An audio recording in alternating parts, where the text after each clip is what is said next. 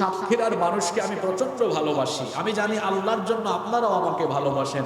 বুঝতে পারছি আজকে প্রচন্ড গরম, এই গরমে হয়তো হয়ে গেছেন আপনারা নরম। আসলে কি আপনারা নরম হয়ে গিয়েছেন?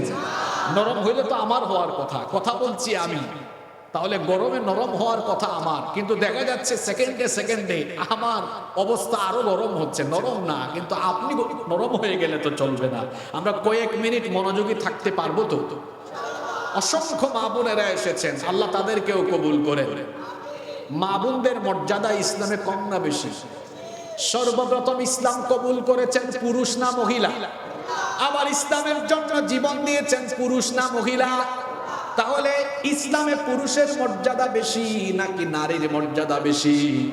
আবার আপনাদের পায়ের তলায় হলো জুতা স্যান্ডেল, আর আমার মায়েরা বোনেরা নারীরা মায়ের জাতি হওয়ার কারণে আল্লাহ তাদের পায়ের তলায় তার বেহেশত রেখে দিয়েছে।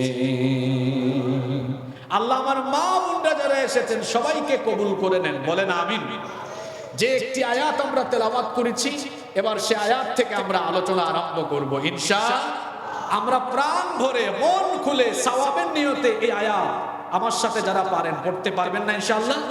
চলেন আমরা তেলাওয়াত করি। শয়তানের ওয়াসওয়াসা থেকে পানা আছে, আল্লাহর নামে আমরা তেলাওয়াত শুরু করছি। পড়েন আমার সঙ্গে, আউযু বিল্লাহি মিনাশ শাইতানির রাজীম, বিসমিল্লাহির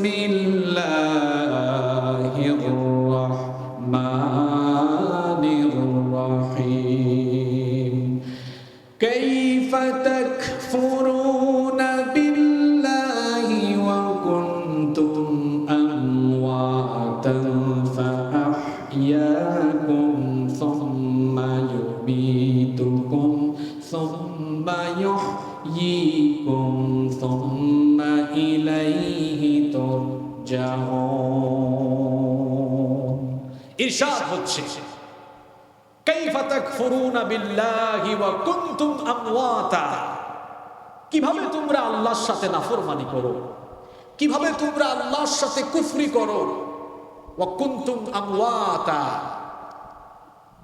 অথচ তোমরা ছিলে, আর তোমরা ছিলে মৃত, প্রাণহীন, অস্তিত্বহীন।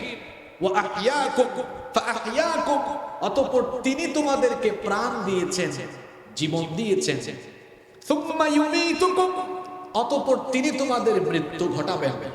সুম্মা ইহয়ীকুম, অতঃপর তিনি আবার পুনরায় তোমাদেরকে জীবিত করবেন। সুম্মা ইলাইহি তুরজাউন, অতঃপর তোমরা তারই দিকে ফিরে যাবে। আপনাদের মনোযোগ আছে তো? আজকের এই আয়াত যদি আপনি বুঝতে পারেন, আমার মনে হয় এই একটি আয়াত আপনার জীবনের মোড় ঘুরিয়ে দিন ইনশাআল্লাহ। চলুন আমরা এবার এই আয়াতের সংক্ষিপ্ত ব্যাখ্যার দিকে মনোনিবেশ করি। আল্লাহ তাআলা বলছেন, কাইফা তাকফুরুনা বিল্লাহ, কি করে তুমি আল্লাহর সাথে কুফরি করো, কি করে তুমি আল্লাহর সাথে নাফরমানি করো। ওয়া কুনতুম আমওয়াতা, তুমি যে দুনিয়াতে আল্লাহর সাথে বেয়াদবি করো, আল্লাহর আইন লঙ্ঘন করো, আল্লাহ যা বলেছেন তার বিপরীতে চলো, এত সাহস তোমার কি করে হলো?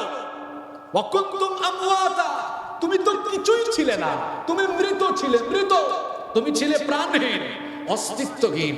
আল্লাহ আমাদের উৎস স্মরণ করিয়ে দিচ্ছেন। আল্লাহ বলেছেন একটা সময় তোমরা কিছুই ছিলে। জোরে বলতে হবে, আমরা কিছুই ছিলাম, এখন তো কিছুই একটা হয়ে গেছে। অমুক সাপ তমুক সাপ, আরে বাপ রে বাপ, কি পাওয়া! আল্লাহ বলছেন তোর ভাব সাপ কমা, তুই কিছুই ছিলি না, ঠিক কি না? আল্লাহ আপনার অস্তিত্বের কথা স্মরণ করিয়ে দিচ্ছেন। কোরআনুল কারীমের ৭৬ নম্বর সূরা সূরাতুল ইনসানের প্রথম আয়াতে আল্লাহ তাআলা বলছেন, হাল আতা আলাল ইনসানি হিনুম মিনাদ দাহরি লাম ইয়াকুন শাইআন মাযকুরা।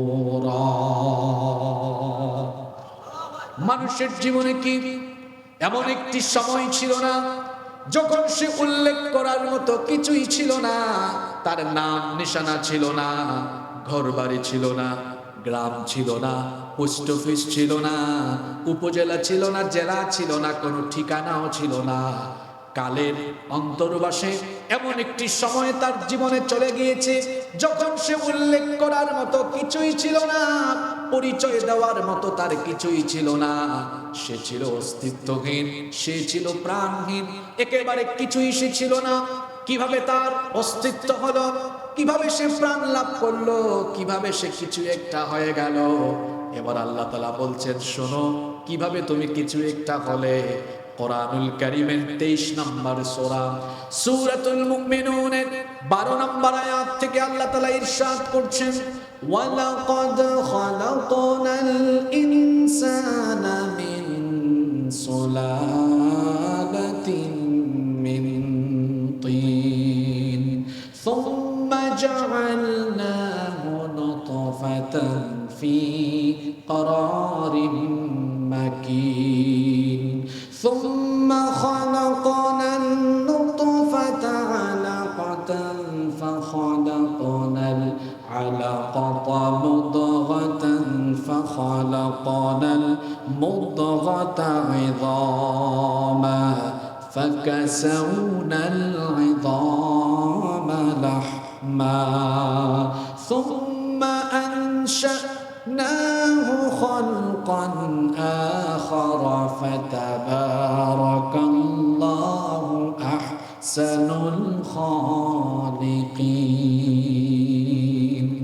আল্লাহ তাআলা বলছেন, অবশ্যই আমি মানুষকে মাটির নির্যাস থেকে সৃষ্টি করেছি। সরাসরি মাটি থেকে আল্লাহ তাআলা পৃথিবীর সকল মানুষের বাবা সাইয়্যিদিনা আদম আলাইহিস সালামকে বানালেন। এরপরে আল্লাহ আদম থেকে আমাদের মা সাইয়্যিদাতুনা হাওয়া আলাইহাস সালামকে বানালেন। এরপরে ঈসা নবী ব্যতীত পৃথিবীর সমস্ত মানুষ মা বাবা অর্থাৎ পুরুষ আর নারীর মিলনের মাধ্যমে হয়েছে। আল্লাহ তাআলা বলছেন, শোনো ভাবসাব কমাও, তুমি কিছুই ছিলে না, কিভাবে তোমার জন্ম হয়েছে এবার শোনো।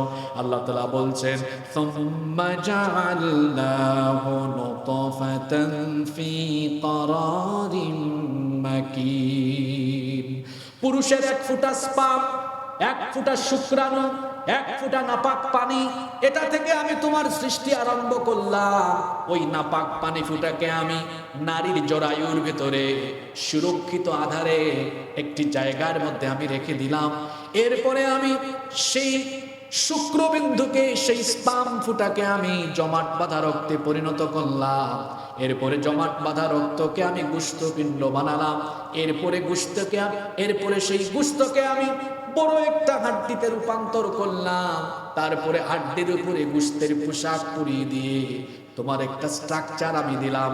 তোমার যে এত সুন্দর ফেস, তখন আমি ফেস দেওয়া আরম্ভ করলাম।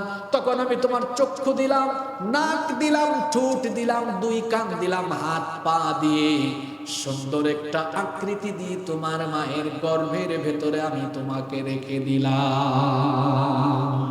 আল্লাহ তাআলা কোরআনুল কারীমের 22 নম্বর সূরা সূরাতুল হাজ্জের 5 নম্বর আয়াতে বলছেন, ওয়া নুকিররু ফিল আরহামি মা নাশাউ ইলা আজালিন মুসাম্মা।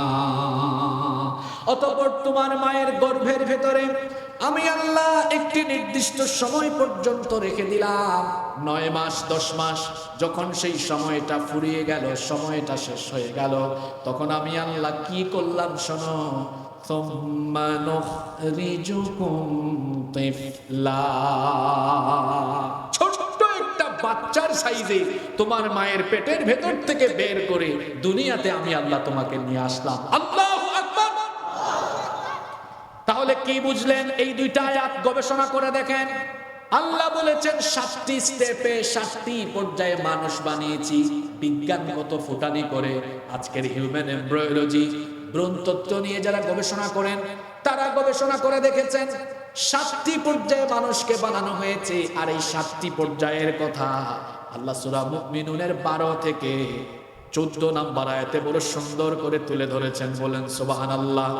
কিভাবে 7টি পর্যায়ে মানুষ বানানো হলো শোনেন। এই আয়াতে এসেছে প্রথম উপাদান হলো মাটি। মাটির নির্যাস থেকে হয়েছেন বাবা আদম, আদম থেকে হাওয়া, এরপরে নারী পুরুষের মিলনের সন্তান কেমনে আসতেছে। 2 নাম্বার হলো শুক্রাণু, স্পাম। 3 নাম্বারে স্পাম ফুটাকে জমাট বাঁধা রক্তে পরিণত করা হয়। 4 নাম্বারে জমাট বাঁধা রক্ত গোশতপিণ্ডে পরিণত হয়। 5 নাম্বারে ওই গোশতপিণ্ডকে হাড্ডিতে রূপান্তর করা হয়। 6 নাম্বারে হাড্ডির উপরে অস্থিপঞ্জর দিয়ে গোশতের পোশাক পরিয়ে দিয়ে অবয়ব দেওয়া হয়। আর 7 নাম্বারে হলো এরপরে মায়ের পেটের ভেতরে থাকে ধাপে ধাপে কয়েক মাস অবস্থান করিয়ে পূর্ণাঙ্গ আকৃতি দিয়ে বাচ্চার আকারে আল্লাহ দুনিয়াতে নিয়ে আসে। আল্লাহ তাআলা সূরা বাকারার আয়াতে বলছেন, কাইফা তাকফুরুনা বিল্লাহি ওয়া কুনতুম আমওয়াতান ফাআহইয়াকুম সুম্মা ইউমীতুকুম সুম্মা ইউহয়ীকুম সুম্মা ইলাইহি তুরজাউন। কি করে তোমরা আল্লাহর সাথে কুফরি করো, আল্লাহর সাথে নাফরমানি করো। ওয়া কুনতুম আমওয়াতা, অথচ তুমি ছিলে মৃত, তুমি ছিলে প্রাণহীন, তোমার কোনো অস্তিত্ব ছিল না। এভাবে 7টি প্রক্রিয়ায় আপনাকে আমাকে আমাদেরকে যিনি অস্তিত্ব দিলেন, গলার আওয়াজ বড় করে বলেন তিনি কি? অস্তিত্ব হলো এই যে আমি এখন 5 ফুট 9 ইঞ্চি, আপনারা 5 ফিট 6 ইঞ্চি 7 ইঞ্চি, কেউ 6 ফিট, এত লম্বা মানুষ। আল্লাহ বলেছেন তুমি ছিলে ছোট্ট একটা বাচ্চা। এই আয়াতে আল্লাহ বলছেন সূরা হজের 5 নম্বর আয়াতের পরের অংশে আল্লাহ বলছেন, সুম্মা লিতাবলুগু আশুদ্দাকুম ওয়া মিনকুম মান ইউতাওয়াফা ওয়া মিনকুম মান ইউরাদ্দু ইলা আরযালিল উমরি লিকাই লা ইয়ালামু মিন বা'দি ইলমিন শাইআ। আল্লাহ তাআলা বলেছেন অতঃপর তোমাকে যৌবন বয়স পর্যন্ত উপনীত করা হলো, আর তোমাদের মধ্যে কাউকে কাউকে এই যৌবন বয়সে মৃত্যু দেওয়া হয়। বলেন তো অকাল মৃত্যু আমাদের সমাজে আছে না নাই? আল্লাহ তাআলা বলছেন আবার কাউকে কাউকে হীনতম বয়সে অর্থাৎ বার্ধক্যে পৌঁছায় দেওয়া হয়। আর যে ব্যক্তি বার্ধক্যে যায় তার পরিস্থিতি এমন হয়, আল্লাহ তাআলা বলছেন মাইয়ুরাদ্দু ইলা আরযালিল উমরি, আল্লাহ যাকে চান তাকে হীনতম বয়সে পৌঁছান, বার্ধক্যে পৌঁছান, তখন তার অবস্থা এমন হয় লিকাইলা ইয়ালামু মিন বা'দি ইলমিন শাইআ, অবস্থা এমন হয় সারা জীবন অনেক কিছু জানার পরেও দেখা যায় বার্ধক্য বয়সে গিয়ে মানুষ ভুলে যাওয়ার মতো অবস্থা হয় কি হয় না? জোরে বলেন হয় কি হয় না? তুমি কি করে আল্লাহর সাথে কুফরি করো, নাফরমানি করো, আল্লাহর আইন লঙ্ঘন করো। বান্দা তুমি তো কিছুই ছিলে না, তোমাকে আমি এভাবে বানালাম, বানানোর পরে দুনিয়াতে আসলে আসার পরে তোমার ফুটানি বন্ধ হয় না। কত ভাবসাব, তোমার টাকার অহংকার, পয়সার অহংকার, ক্ষমতার অহংকার, তুমি এই জমিনে দম্ভ ভরে বিচরণ করো, আল্লাহর আইন মানো না, আল্লাহর হুকুম মানো না। অথচ যে আল্লাহ জীবন দিয়েছেন ওই আল্লাহ আবার আল্লাহর নির্ধারিত হায়াত শেষ হয়ে গেলে আবার তিনি প্রাণ কেড়ে নেবেন। আমাদের প্রাণের মালিক কি? আসতে বলবেন না, জোরে বলেন আমাদের প্রাণের মালিক কি? সে আল্লাহর নির্ধারিত সময় যখন শেষ হয়ে যাবে, ফুটুস শেষ, আপনার জীবন ঘড়ির কাঁটা বন্ধ হয়ে যাবে। প্রত্যেকটি মানুষকে মৃত্যুর স্বাদ আস্বাদন করতে হবে।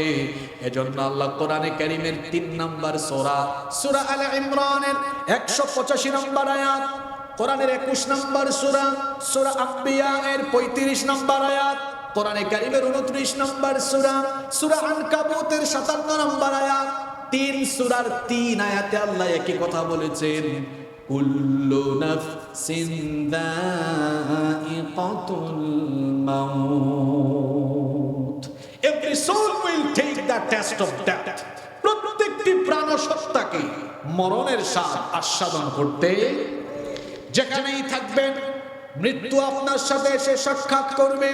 এজন্য আল্লাহ তাআলা কোরআনে কারীমের 4 নম্বর সূরাতুন নিসা এর 78 নম্বর আয়াতে বলেছেন, আইনামা তাকুনু ইউদরিকুমুল মাউত ওয়ালাউ কুনতুম ফি বুরুজিন মুশাইয়াদা, যেখানেই তোমরা